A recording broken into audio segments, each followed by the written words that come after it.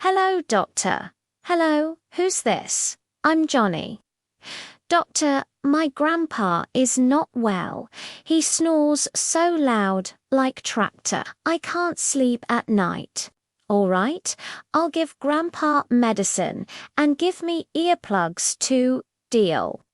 Medicine for grandpa, earplugs for you.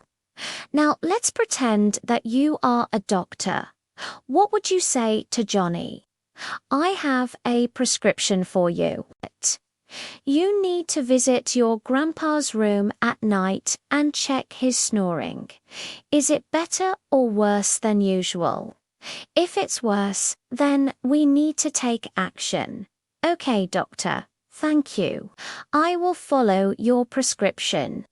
I will check grandpa's snoring